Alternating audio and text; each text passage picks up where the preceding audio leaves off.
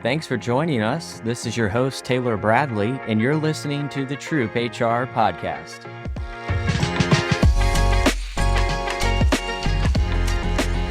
Welcome to the podcast. My name is Taylor Bradley, your host. Today we're recording from the beautiful Ritz-Carlton in Naples, Florida at the 2024 Troop HR Retreat. Joining me in this episode is Mita Mallick, which is the head of inclusion, equity, and impact at Carta, as well as being a Wall Street Journal and USA Today best-selling author for her new book, Reimagine Inclusion, Debunking 13 Myths to Transform Your Workplace. Mita, welcome to the pod. Thank you so much for having me, Taylor. I'm incredibly excited to talk about your new book. And before we dive into the details of the book and doing all the plugs, right, I want to talk first about the development of it. Can you give us a bit insight on how the idea came about and what that journey was like to write a book? So I love writing. My mother reminded me I've enjoyed writing ever since I could pick up a crayon. So it's been a long time passion of mine. And I do something that many people do, but a bit different. I enjoy journaling, but I also enjoy career journaling. So for years, I have career journals where I have written down the highs and the lows, things I'm proud of, things I'm struggling with in my career as a way to process and help me celebrate and also help me heal. And so I had all these career journals, and about 4 years ago, I had this idea to write this book. And I wanted to write this book because I wanted to, Taylor, say all the quiet parts out loud of what hold us back from making meaningful progress in the workplace. And I have children, and I read them bedtime stories at night. And the analogy was like, what are the stories we tell ourselves at work that aren't true? And so this idea of Reimagine Inclusion, what it looks like in our workplaces, and debunking 13 myths to transform our workplaces. So the 13 things we think are true. So that's the genesis of it. That is amazing. There's a lot of Troop HR members that are considering writing books themselves. Yes. I feel like there's so much great practical knowledge out there that's just waiting to be a New York Times bestseller. What advice would you have for them on how to bring that to fruition? Consistency is key. I was just talking to a friend about this. Consistency is a really underrated skill and superpower. And so if you want to write a book, if you want to write, you have to be consistent about it. And for myself, it was like having a really strong line and sitting down and then just, you're going to write 90 minutes a day, 2 hours a day, whatever it is till you finish it. And then also, why do you want to write the book? What is the why behind it? For me, it was, I'm on a mission to create fair and equitable workplaces for everyone. And that's my purpose in life. And so that book was a piece of my journey. And so whether it is you are starting a business or you're working at a company or you've solved a problem and you want to share it with the world, just really understanding the why behind the book. Because then when you're sitting and you're on the podcast with Taylor, sharing your book, when you're asking these questions, it's like, I know why I wrote the book. And for you, it sounds like you had a pretty regimented structure of I'm going to do a set amount per day. Sure. How did you deal with writer's block? That's a great question. Going for walks, getting off the laptop, looking for inspiration in different places, watching a Disney movie with my children, coloring. I'm a great face painter. My hidden skill. I got really good at that at the pandemic. My daughter would love that. Okay, great. When I see her, when I meet her, I will do that for her. But doing things that break up the routine of just sitting there and writing, because you need to get inspiration from leaving the laptop, and then it'll start to flow. So now we're at the point where you have a published book. Yes. And you've mentioned it here before, Reimagine Inclusion, Debunking 13 Myths to Transform Your Workplace. Can you explain the title a bit? What made you land on 13 and debunking? Yeah, it's very scientific. 13 is my lucky number. That's really it. I was born on June 13th. My son was like, Mom, why 13? And I was like, well, it's also an unusual number. It's considered unlucky, but I like this idea of 13. And so I'd go back through those career journals and I thought, what are the things that I've heard most commonly in my career? So I went through and picked titles, and when you all look at the book, and hopefully you'll pick up a copy, they are on purpose titles that make you stop and think. Because I wanted to, if I was going to put a book into the marketplace, again, my why, how am I going to reach people differently? There's so many great books on leadership and development there. And so what is it that's different about my book? And I love storytelling. I think storytelling is an amazing superpower. You can inspire and create movement and change. And so I started each myth, the story that may or may not have happened in corporate America, and I debunk it, and then I talk to people about how they can show up at work. And it's been an interesting few years in DEI landscape, to say the least. What were the top myths that you felt were out there that needed to be addressed? There's so many. One of the myths that's gotten a lot of buzz is I'll just say the title. Why are you asking for a raise? You and your husband make more than enough. Why are you asking for a raise? You and your husband make more than enough money. And this myth I was tackling particularly was that white women and women of color don't negotiate when it comes to pay. Oftentimes we do negotiate, and when we do negotiate, we're gaslit, dismissed, or minimized, or suddenly our husband or partner's job comes into consideration. And this myth was important for me because I think we all have our own relationship with money, and whether we realize it or not, it shows up at work, particularly if we're leading team. And so all of a sudden, if Mita shows up and asks for more money, I might ask, well, shouldn't she be grateful for what she has, right? And then maybe, I don't know Jim, but if Jim shows up, maybe I might say, oh, I'm really happy he asked. Now, why is that? Like, what is the difference there of the bias that might show up? And so it is not the job of human resources to manage pay. It is the job of leaders with human resources, with the people to manage it. Do not delegate this and blame the people function, right? To say, hey, people are underpaid, it's because of HR. No. If you are listening today and you are leading a team, if there's anything you get from our conversation, go and check your team's pay. And then ask legal and HR for help to say, hey, actually, you know what? There's some discrepancies on my team, particularly maybe between men and women, or new hires and hires that have been here for a long time that we've overlooked. So can someone help me look at this and course correct it? And I think that's really important because when we think about this gender pay gap, right, it seems really large and looming. It's this big gap, and it's like, well, it starts on our teams, right? And so imagine if each of us tried to course correct what it looked like on our teams, the aggregate we could. What's challenging for a lot of leaders is when you talk about this use case, it just seems so egregious. Yes. Oh, well, I would never say that to someone, and I would never indicate your spouse is this, and I'm looking at your total family comp and making this decision. It just seems so outlandish. But when you look at the data, these things are pervasive. They are. And what are some of the other scenarios similar to this that you've seen where it doesn't come across as egregious, but it still leads to the adverse impact on the individual? One of the things that has been researched and I include in my book is the motherhood penalty and the fatherhood premium. I've been married. I'm married to my husband, who also is working, and we have 2 children. And for every child we've had together, he has been seen as more committed, more stable, more reliable, more ambitious, and attracts more money. And I am a disheveled. And that is my succinct way of showing that there is a penalty for mothers and fathers who are working outside the home when it comes to pay. And if you actually looked at, you could actually run an analysis, I'm sure, for whatever organization you're working for to see women and men who are caregivers at similar stages in their career, how has their pay changed? They've worked at the company long as they've expanded their family. So that's one where it shows up quite often. People don't really think about it. You know, another one that I see that I've experienced is when women go on leave for having children and, well, they've been on leave 6 months or a year, we can give the lowest. Yeah. They haven't been around. Now, so how does that affect pay? Right? So there's all these things that happen because the egregious ones, as you'll say, and I've been in meetings where people will say, well, Mita carries a Birkin bag to work. I don't own a Birkin bag, by the way, but like Mita carries a Birkin bag to work. She doesn't need this job. Or Mita's the primary breadwinner in her family. She doesn't need a retention bonus, right? Or Mita's husband works in sales. He's killing it on commission. You can move that 5% increase to 3% increase. These are conversations that happen, right, around the table when you're evaluating talent and pay. And some of these things are innocent and some of them are not.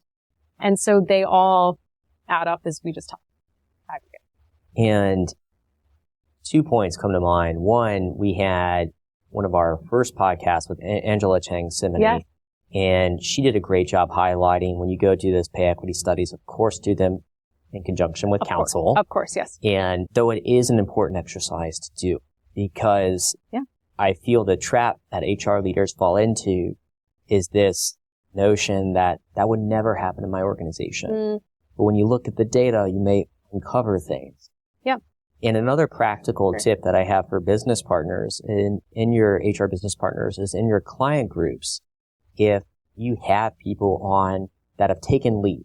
Yes. No matter what kind, no matter who it was, and you come up to your performance review cycle, be very diligent about working with the manager to make sure they are properly assessing that individual. Absolutely. Yes. And not intentionally or unintentionally discriminating against the person for taking a protected leave or a leave that was offered by the business to begin with.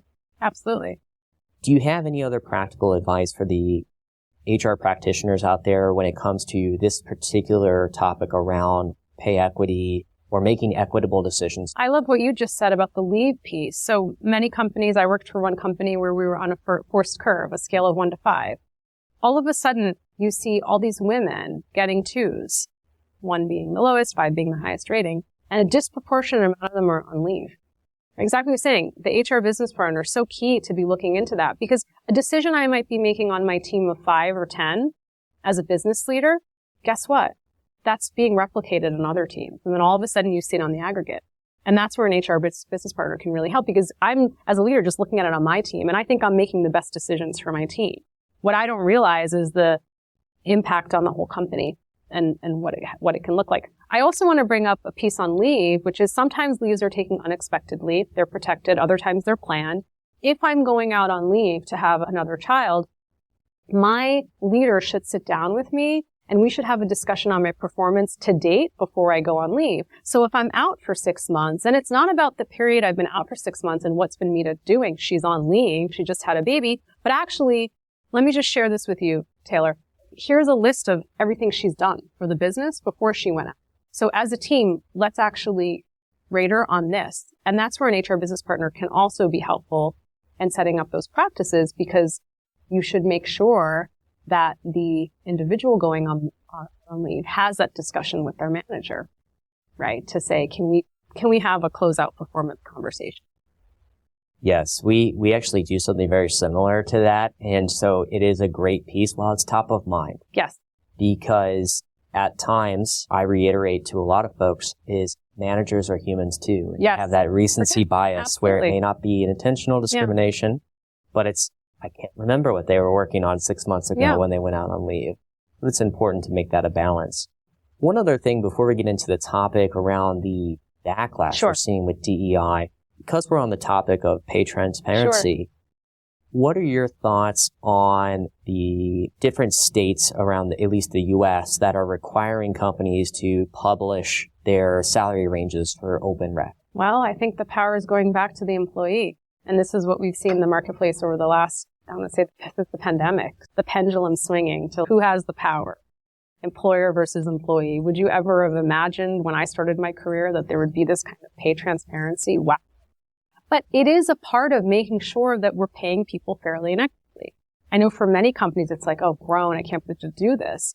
But actually then it's like it's holding ourselves accountable, right? And so if you are posting a job for an assistant brand manager externally and you have a range, you are going to then get questions in. I might come to you as my director and I'm an assistant brand manager. Well, Taylor, I saw the posting. I'm on the real lower end of that. Same job, different business, but been here for 4 years. Can you help explain? So I think it's actually forcing people in a good way to start having these conversations. Why are we so scared to talk about money? Because I was told not to talk about money growth, right? Yeah. Never talked about how much you made, where you went on vacation, what you drove. It was not considered polite. And how am I then supposed to advocate for myself at work? How am I supposed to advocate for my team? Because you're not supposed to talk about money. It's a taboo topic. So I think it's actually helping us get more comfortable talking about money, because you can't change what you won't discuss. And when you're more transparent, I feel that you can be more matter of fact. Yes. We have things called budgets, right? And we have to do these things. We have career architectures. And that's a piece that I feel is deeply undervalued by certain HR practitioners, is the importance of having a structure in place. Absolutely. And even if you're a one-person band at a smaller organization, late-stage environment where I've predominantly worked for the past decade, yes, is you can do something. Because if you don't have leveling, you can't measure things. And so that pay inequity can slip through. It actually exacerbates. And one of the other tips I'd love to leave leaders, and hopefully HR practitioners can help skill the business, is imagine if we were having our performance review discussion and you're working on my team and I'm delivering your performance review. And at the end, I say to you, I have looked at your pay and I want to make sure that you know that you are being paid fairly and equitably, given your level, band structure, experience. How good does that make you feel to know I'm looking out for you? Or to say, I know we're having the performance discussion right now. This is talked about your rating evaluation. I'm going to come back on the pay piece because I want to make sure you're being paid fairly. That's all people want. Yeah. So if you can have that just one piece, it's like, wow, you feel that we are in a trusting relationship and then I'm looking out for you and advocating for you. That's all it is. You don't want to be the company. There was a great news piece that came out late last year where an internal employee saw their job posted and they applied to the open role because the salary band was higher than what they were getting. Don't want to be in that situation. Don't be that company. Yeah. Don't be that example. Don't be that company, yes. Those things go viral and people will remember that. The other piece that is nuanced is if someone has been discriminated in a prior company and they come to you and they don't know the range, they don't know what to advocate for in particular, you can continue on that discriminatory practice from the prior company if you're asking, in some states it would be illegal to ask, but if you're asking, what do you expect for the role? Things like that. So I feel like the transparency helps mitigate that Absolutely, it does. continuation of discriminatory practice in someone's career. The advice I've always given to leaders is I want to pay someone for the job they're going to do, not the job they had. Amazing. So we'll get in now to something that's been very visceral in the past trailing 12 months is the backlash of DEI. What do you make of where we are today with DEI? I don't know. It's either the worst time or best time to have published this book. So, given the backlash, I think it's banned in Florida or Texas. I need to look that up. But I mean, listen, the backlash is real from a U.S. perspective. We have the books being banned. We also have roles like mine, Chief Diversity Officer roles, that don't exist in public educational institutions in the state of Florida. We have Roe v. Wade that was overturned, affirmative action. I mean, there's a series of things that have happened. But here's what's really interesting to note. There's no federal U.S. legislation today that bans organizations, corporations from doing DE&I work. But the backlash and the creep and the fear has been swift, right? And so there has been almost a canceling, walking back, whatever language you want to use. Diversity, equity, and inclusion is suddenly just going quiet in many corporations and being buried. And so it makes me very sad, but I know the work is still real and needs to be done.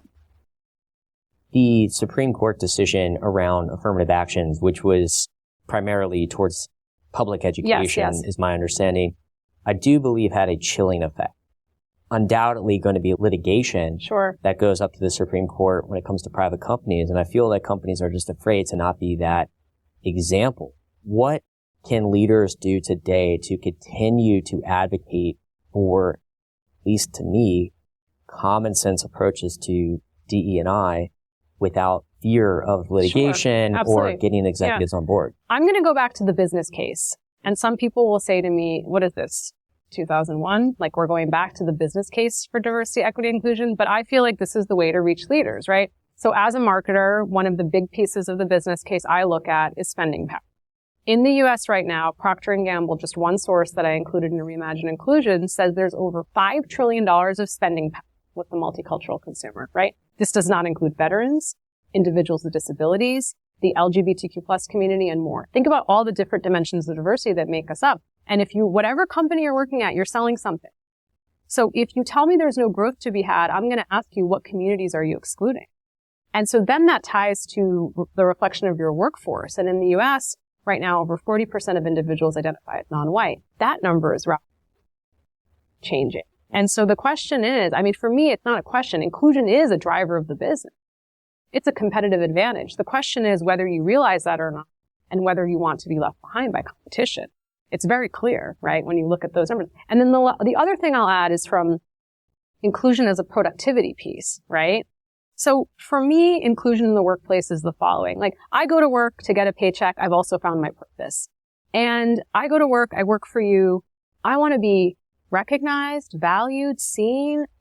I want to feel like I'm making a contribution and you care as my boss, right? And you hire me for my genius and expertise. I come to work every day to give 100%. Guess what happens? I walk into work and people will ask me things like, how'd you get rid of your accent? How do you speak English so well? Your lunch smells really funny. You are really quiet today. Why don't you smile more? You seem really tired. You're taking up too much space. You're not taking up enough space. I could go on and on, right? But it's the things that happen every single day in the environment where my productivity falls to 75% to 50% because of the environment. But I'm here to do good work. And so imagine if that's happening on your team, the loss of productivity. And then, of course, you tie that to retention. I'm not going to stay very long. And then what's the cost to replace me? So I really hope that when you're thinking about diversity, equity, and inclusion, thinking about the inclusion piece, particularly from the customer perspective and who you're serving and how you're actually making money. And then also, how are you unlocking the power of your workforce? Because if people don't feel like they can work there, how are they going to be productive? My wife, and she would be fine with me sharing this, she is an immigrant to the United States. And when the first year or two working in this environment, to your point, these questions still get posed to people. They do, absolutely. She was asked by her manager, why do you have an accent? Can you change that? Because people find it challenging to hear. And that was really painful. And I don't think the manager intended it to be. But also she's experienced a lot of grief when it relates to going out on parental leave. And she was unfortunately impacted by a layoff, but the manager indicated, but you're going to be going out on leave anyways, so you could take the time with your child. And it's just like, it's not a factor. And it's shocking that these things are still happening. And going back to your point, I don't think that people are approaching this with malice. They're just oblivious to the impact that they're making at an individual level. I talk a lot about that in Reimagine Inclusion, intent versus impact, right? It's not always, sometimes we come with positive intentions because I center myself and what I think is right versus is that actually what's right for you? And thinking about the stereotypes we have for women and what role women play at home versus work, and this idea, exactly similar situation that happened to your wife happened to me. And it's like, well, who gave you permission to slow down my career? Because I didn't give you permission, but you decided that you thought, well, you're going to have a baby and that's more important than your career. When you have no idea what kind of village, what kind of support system I have. And I ask myself if that's ever happened to a man, father going out, right? Yeah. Right. And so I always say interrupting your bias to say, if you would say that to a woman, would you say that to a man? Yeah. And if you would, okay, then hold those things equal. But if you wouldn't, then stop yourself and think about, like I say, a lot of these things started at kitchen tables. They start at home, and we bring some of those biases and the ways we were raised into place. One of the things that I found really interesting is Jamie Dimon, I believe it was at a Deal Desk conference, had talked that he's a full-blooded capitalist, but also a staunch advocate for diversity. He did call out the exception of he's also anti-woke. But he brought up an interesting use case with J.P. Morgan of when he pressed, and why he's an advocate for diversity, is when he pressed into the data, there were adverse impacts. Mm-hmm. Yes. But let's assume that you're working with an executive that doesn't have that approach, that isn't necessarily, or maybe the perception is they're not open to the data. What advice would you give to HR practitioners to continue to be that advocate when they may feel chilled to bring up those type of issues? I always say there's the head and the heart. The head can look at the data, right? And hopefully we have good data. And sometimes even when you see the data, you ignore it. There's nothing like stories to change each other's experiences, and empathy, and needing more empathy in the workplaces. I don't know what it's like to walk in your shoes. You don't know what it's like to walk in my shoes. But if we took the time to hear each other's stories, like if you've never had anyone talk to you about why you speak English so well or your accent, you're like, wow, that's something new, right? Yeah. Like I've never had to live that experience. And so that's a really great way to reach leaders. It's to say well, do you know what this person's experience is? Have you heard the time to talk to them, right? It's really interesting. One of the things, Taylor, that leaders will say to me often is, I can't talk about this. It's too political. Yeah. It's too woke. Not appropriate for the workplace. And it is through, I would say, the lens of privilege that we can say these things. So I can say that Black Lives Matter is political. Anti-Semitism, Islamophobia, anti-LGBTQ legislation. I could go on and on, xenophobia, anti-Asian hate crimes. Okay, because that's not my lived experience. But then if you get to know someone from that community, you think, oh, this isn't political at all. It's about hurt and harm on this community. Because if I knew someone from any of those communities, I knew them personally and I worked with, I care about that person. And if this is happening to their community, I want to learn more about what I can do to help them. And so I hope that we can all think about that for a second, because it's really easy, if it's not something you haven't experienced, it's easy to put it over there and almost shove it away and otherize it and be like, well, that's not something I have. Yes, that I feel is the big piece that people miss. Yes. Is they get caught up in an ideological debate. Sure. Versus the human story. And when I have friends all ends of the political spectrum, talk to them and you share these stories. We had, at one point when I worked at Squarespace, I thought our CEO did a fantastic job. People that were part of our engineering workforce in the Asian community were afraid to go home at night. Yeah. And our CEO, didn't matter the cost, started approving Ubers for people to get home safely. There was this ideological debate happening on the news and things like that, but when you talk to people on all ends of the spectrum of that debate and just say, how would you feel about you can't go home from work without having a security detail, essentially? How would that make you feel? Absolutely. That would make me feel terrible. Then can we find common ground on Absolutely. these real world impacts? With all of this, there's a variety of companies that I think some have navigated this really well, yes. some have not navigated it well.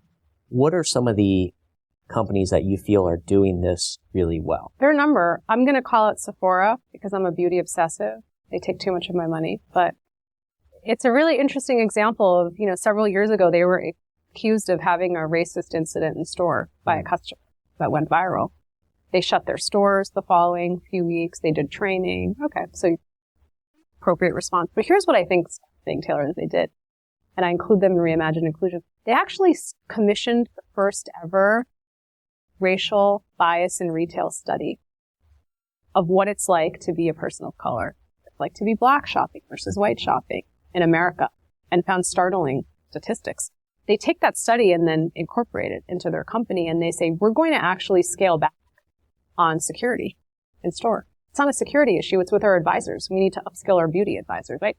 They started an accelerator program, which I'm proud of as someone who works at Carta. I'm on their advisory board. It's a Sephora accelerator program where they're trying to get more BIPOC founders on shelf and online. They realize they have a responsibility to diversify what kind of products they're selling. But then they take it a step further. They take that same study and they start a pledge with a nonprofit. And they get J. Crew and Banana Republic and Ben & Jerry's. They start thinking about what's their responsibility, what's the industry's responsibility.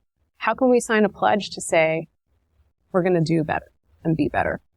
So that's a really great example of when I think about, and I know their chief diversity officer who's doing a phenomenal job of thinking about inclusion end to end. Yeah. Right?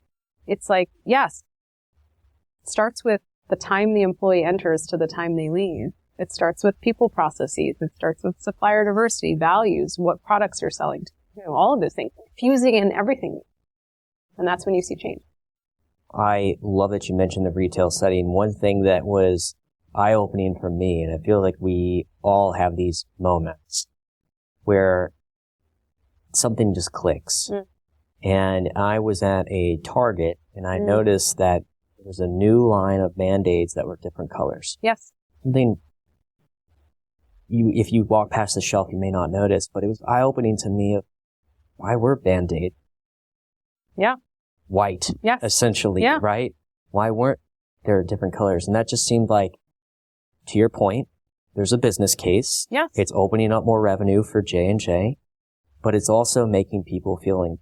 Absolutely. And to me, that was just a little moment that I had in the store that was It's incredible. My entire life, I have worn a white Band-Aid. Yeah.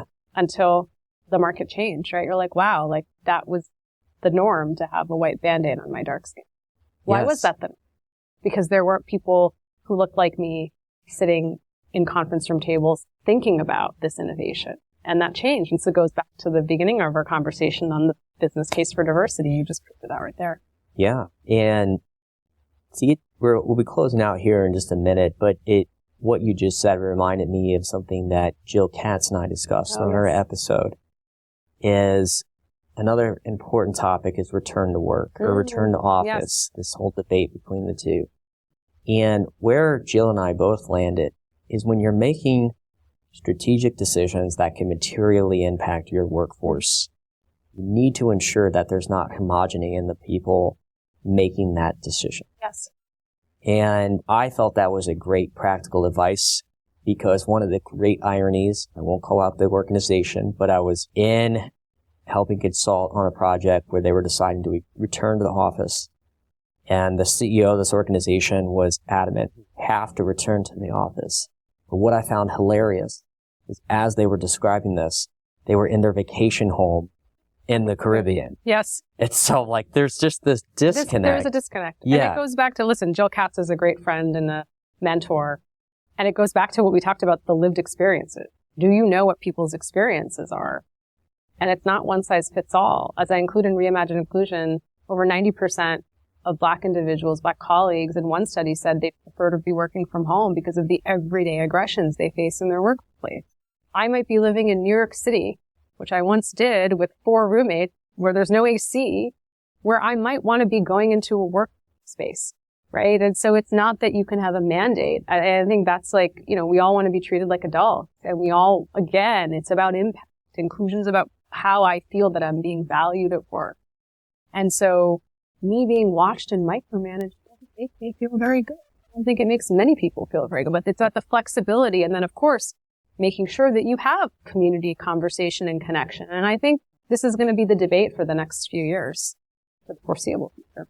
Completely agree. So we'll transition to the lightning round just to close this out here. Oh gosh, okay. When it comes to DEI, what is one practical advice that you would give to HR leaders navigating? One practical piece of advice is go back to the business case for diversity. We talked about this earlier, so go rewind the episode. But if you're looking for ways to talk to people in a different way, go back to inclusion being the competitive advantage. Full stop. When it comes to personal career advice, what's one line of career advice you would give to all Troop HR listeners? Do it afraid. Wish I had done that earlier in my career. Do it afraid and take risks. They pay off more than you'll realize. I love that. Just take that step. Take the step. It's the tough part to get to, and aside from your own Reimagine Inclusion, what is one book that you would recommend to our HR listeners? Only one book? Okay. Well, I'll give my dear friend Lan Fan a shout out. Do This Daily. Amazing book, and it's really transformative. Do you have a runner-up? I feel like you have a runner-up that you were debating. Oh, I have many. Anxious Achiever by my good friend Maura. Look that up. But it's really this question, Taylor, I've been asking myself. Have I been ambitious or anxious my entire career? Is it anxiety or ambition that has driven me? For our listeners, that will be in the description. As far as people taking that big step to go write their own book, go start their own podcast, what creative advice would you give to anyone looking to take a next step?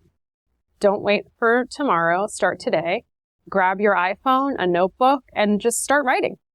Start jotting down notes. The momentum and the consistency, that's key. Consistency is so underrated. So just do this daily, as Lan would say. Lan would say, start writing daily. I love that. And for our listeners, I feel the Troop HR community is just a great creative place to get advice and is also open. That's how this podcast started. So I just had a coffee with Tracy and posed the idea, and now we're several episodes into this journey. But thank you today for being here. Oh, thank you for having me on. I and so appreciate it. Everyone, go out and check the book in the description and get a copy for yourself. Thank you for listening to this episode of the Troop HR podcast. If you enjoyed this episode, we encourage you to subscribe and leave a 5-star rating. If you would like to learn more about our community, please visit troophr.com. In the meantime, keep living the dream.